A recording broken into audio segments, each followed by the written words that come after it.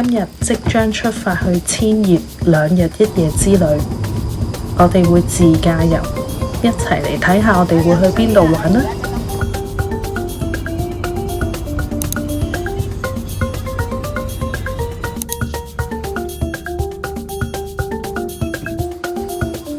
我哋大概揸咗1個鐘左右啦，就去咗呢一個 SA 度休息。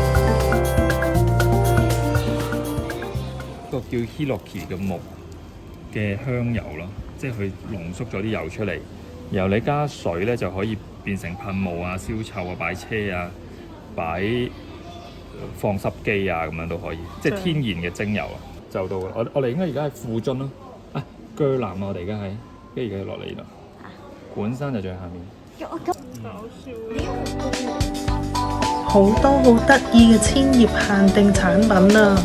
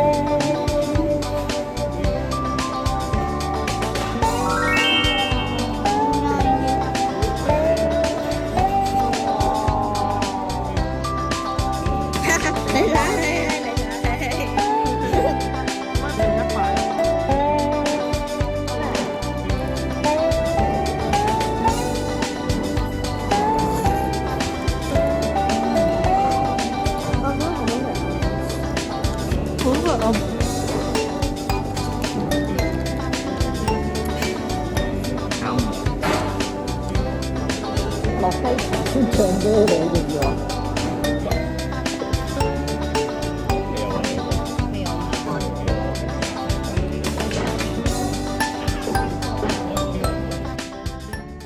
喺中途站休息完，我哋又繼續出發啦。大概再揸1個鐘頭嘅車程呢，就會到達我哋今日嘅目的地。我哋分別有3個家庭一齊約咗去呢度玩。原來距離營地大概15分鐘有間 Family Mart 啊。咁今晚個心都定啲，呢度唔係好荒山野嶺啫。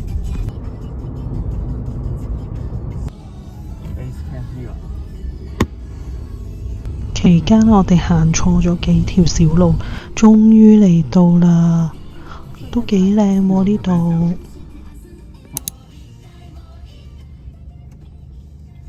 我咪排呢度咧。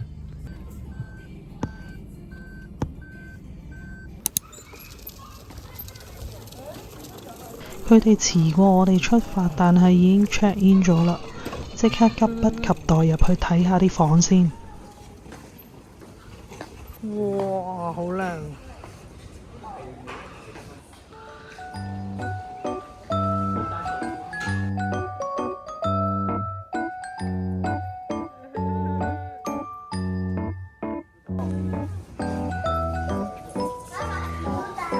個係我哋間房嚟。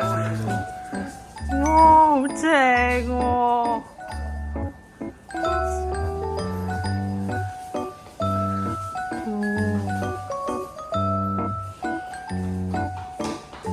呢個係我哋今晚玩煮飯仔嘅地方啊！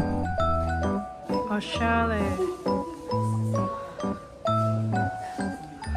我係床啊！如果有狗狗呢，佢就指定係呢一個房型，但係呢，相對就冇咁舒服啦。個浴室都幾靚仔喎。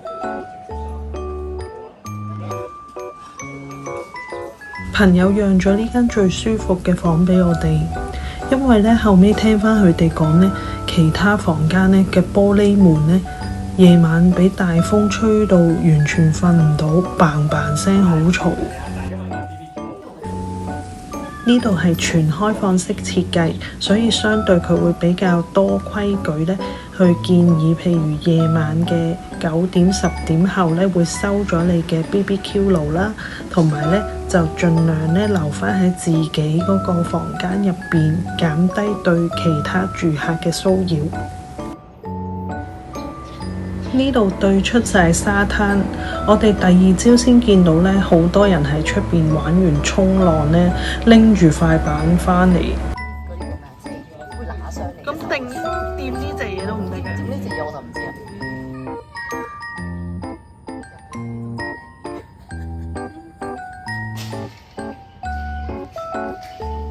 簡單嘅開箱完畢啦，等我做返啲正經嘢先，執返好啲嘢。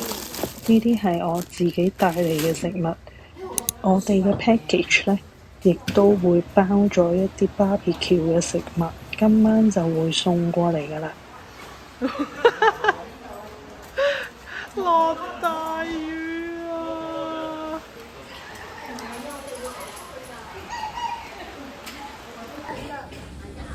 又冇得出去玩啊！你睇佢兩個幾失望。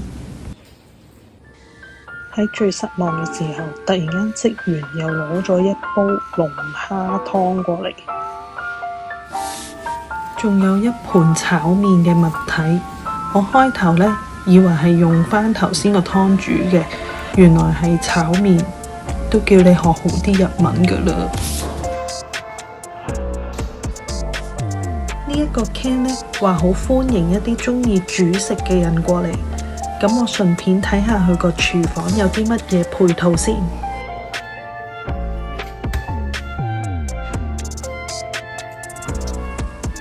哇，正喎，連月餅都帶埋過嚟。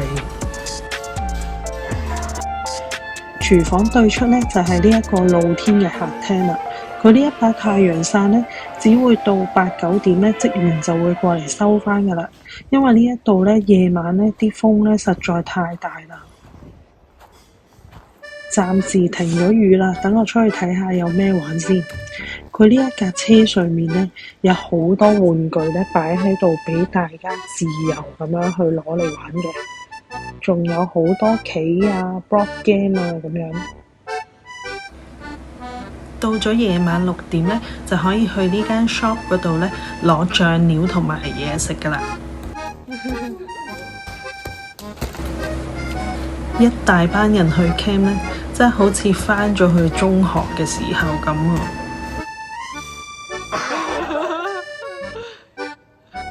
我呢個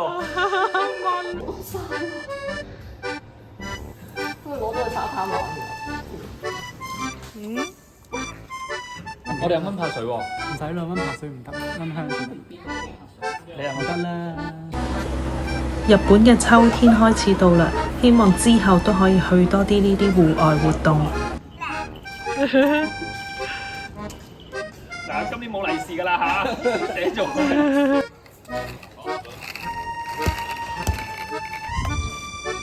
成班人都玩到濕晒，都分唔到係雨水定係汗水啦。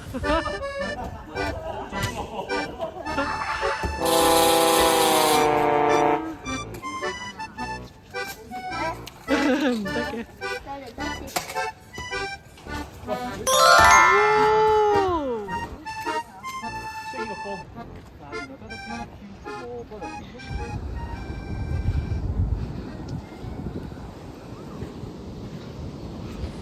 狗狗啲毛呢，好黐啲沙㗎，不過都決定帶佢哋落嚟行下。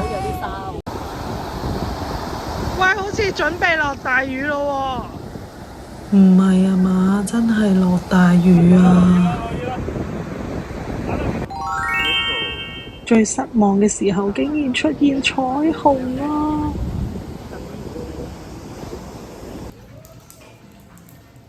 啲狗狗最慘咯，落咗沙灘幾分鐘，而家又要沖1個鐘頭嘅涼啦。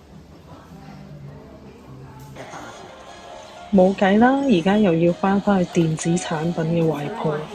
好彩有帶部機嚟啫。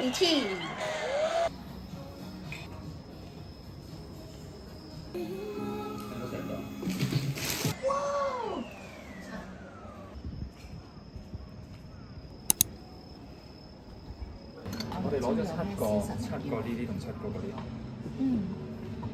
呢度可以攞呢啲鑊嘅喎。有㗎。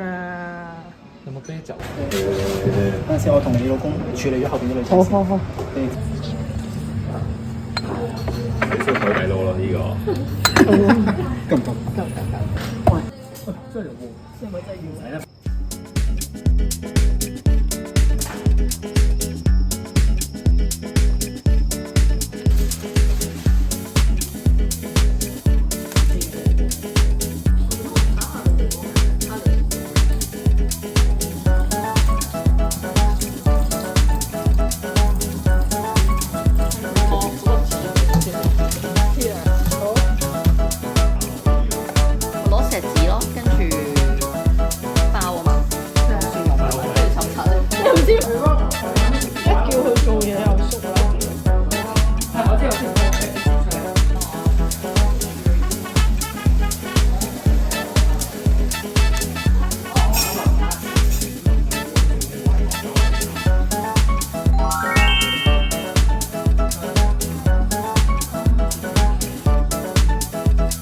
個鮑魚食咗隻蜆啊！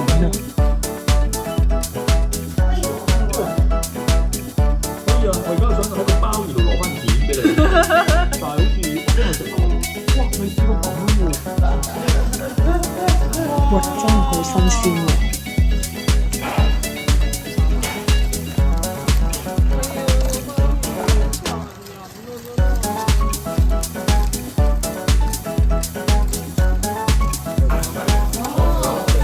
你哋嗰啲買嗰啲仲喺雪櫃啊，因為我諗住食晒。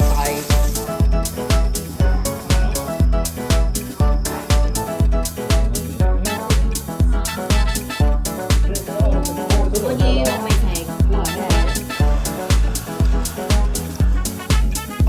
喂，太近個木咯。哇！海神，多謝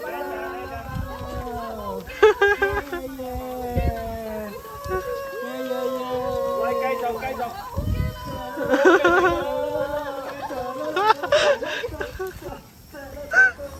笑死我啦！佢真係太奔放，我講明會 YouTube 見。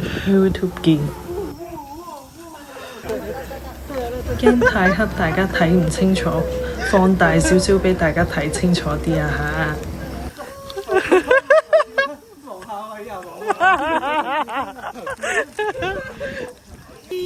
好唔好玩咧？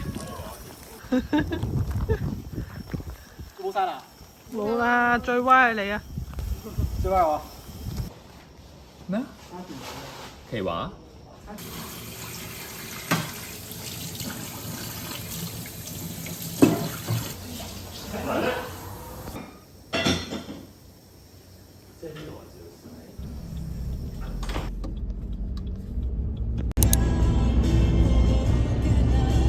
估唔到呢個 camp 9點就要 check out 啦。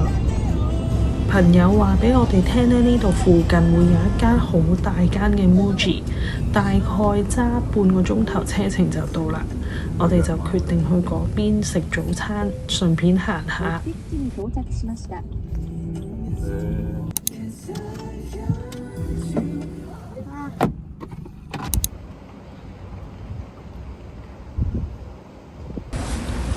雖然琴晚大家都瞓得唔係幾好，但係呢，一朝早去到呢啲咁舒服嘅環境呢，成個都即刻精神晒。呢間鴨川市嘅 Muji 又真係幾過癮喎！除咗有田園風景嘅 cafe， 而且呢度仲有好多嘢買喎。我仲以為多數都係遊客，但係眼見呢，原來幾多街坊過嚟買餸㗎喎。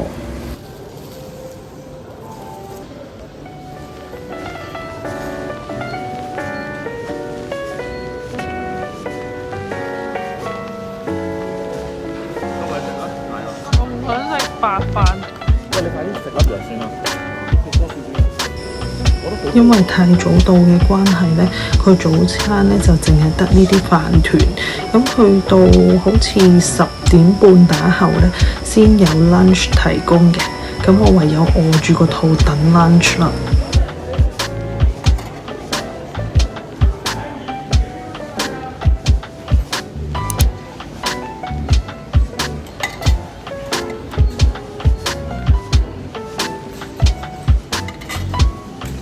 有好多款新鮮嘅蔬菜，我真係夾到停唔到手啊！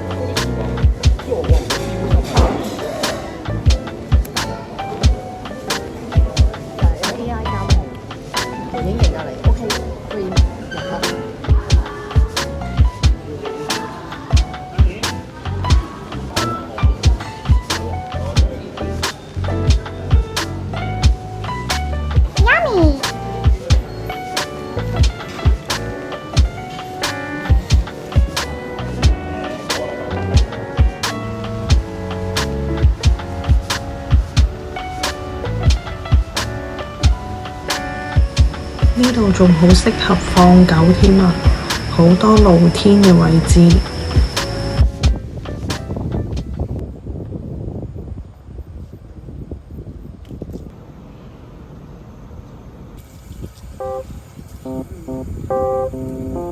原來佢哋已經食飽出咗去玩啦，好似有個公園喺前邊，等我落去睇下先。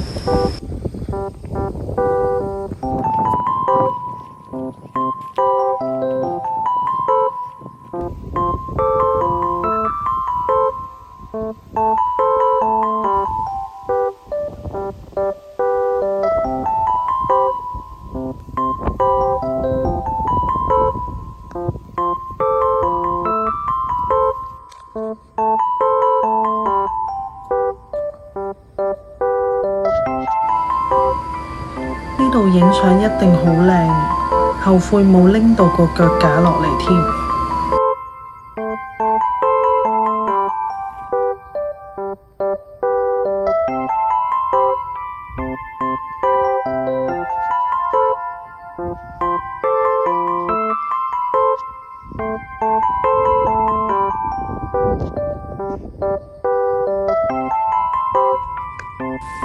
呢度嘅開放時間係朝早9點至到黃昏嘅5點。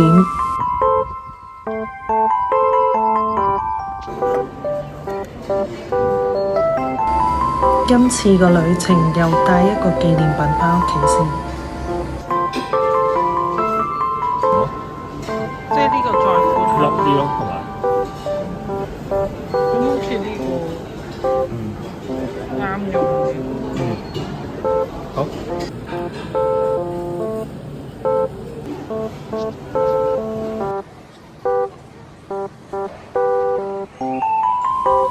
上面呢條類似魚嘅物體呢，係用佢哋啲瓜嚟滑㗎。返去嘅途中呢，我哋會經過木根津 Outlet， 所以我哋決定停多一個點。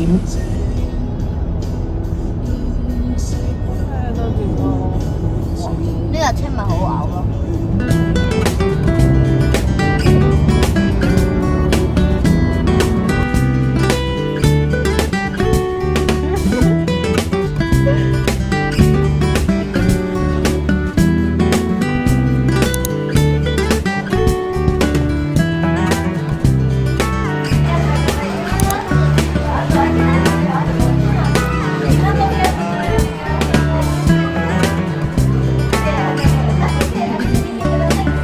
呢個係1000yen嘅抽獎啊！不過呢，好可惜佢只係打咗個和咋，因為眼見住前面幾個都係大大隻公仔咁樣拎走啊。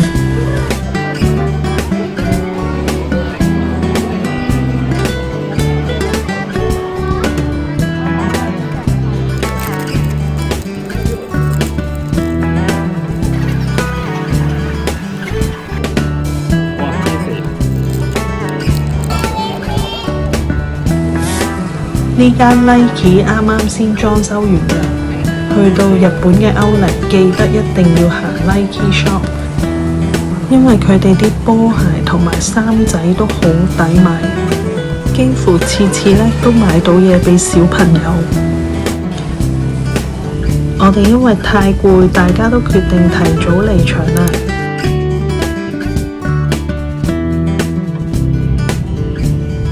如果鍾意我嘅影片，記得 Like、Share 同埋留言話俾我聽。下條影片再見。